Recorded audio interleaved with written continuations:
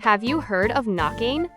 If I hadn't have sent my guards off, they would have tackled you and possibly hurt you, he chastised.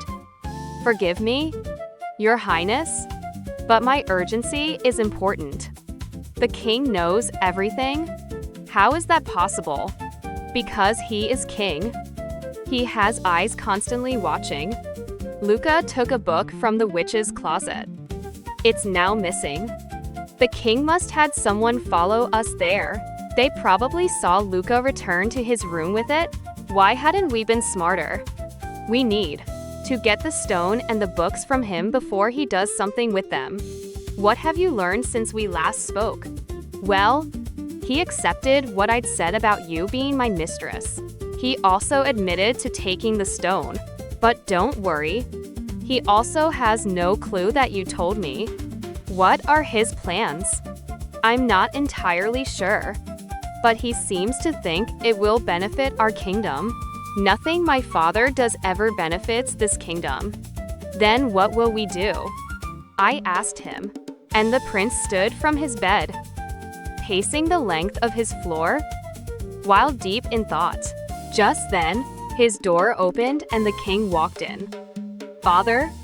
The prince stopped pacing. What a surprise, the king said, and I quickly bowed in respect. The prince and his trainee? The two people I've had on my mind all day. Why were we both on your mind? Well, you see, I began to question the validity of your statement. The king began, walking further into the room. I started to wonder if indeed Lady Anya was your mistress. You see, if she truly wasn't, I wanted her for myself, so it was only natural that I double-checked. I stopped by her room to inquire about it and found her leaving. I followed, and she brought me right here. And now we are all here to confirm the validity in your relationship. Doesn't the fact that she's in my room with me prove something? A trainee doesn't just show up at her trainer's door, Father. Perhaps, unless she's here to discuss other things. The king sighed dramatically. I guess the only way I'll truly know is if she proves it. If she can prove that she is your mistress, I'll leave it alone for good. And Father, how do you suggest she proves that? Prince Sebastian's voice was a growl. I'll let the two of you decide. The king pulled a chair from the wall and took a seat. His eyes were bright with mischief as he watched us. But make it good. I heard a sigh before the prince grabbed my arm and pulled me against his sculpted chest. I glanced up and found his cold gaze penetrating me. He glanced down at my lips, and his hard eyes instantly softened.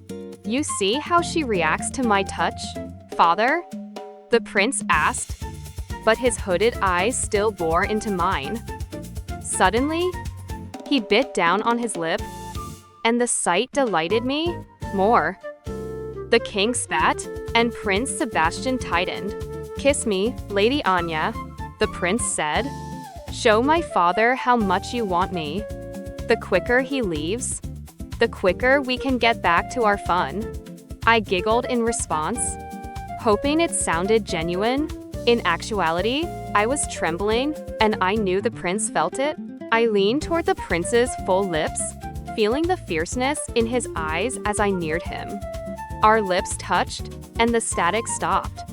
Everything seemed to stop as our bodies collided.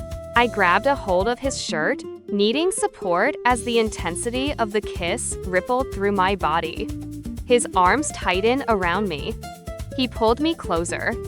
His kiss deepened. I lost myself in the euphoria. And then, he pulled away. I felt the static return, as did the coolness in the air. I gasped as I clutched to my chest. My eyes were still closed, and when I opened them, I found his cerulean eyes. I have my answer. The sound of the chair dragging against the floor caused me to pull my eyes away from the prince. The king had put the chair back against the wall and had turned to leave the room. Father, the prince called, causing his father to stop with his back against us. Don't ever think about taking her as your mistress again. If you do, you'll regret it. The king turned toward the prince with a smile. My son, it appears you are becoming a man. The king then left the room, and finally, I was free of his lustful trap.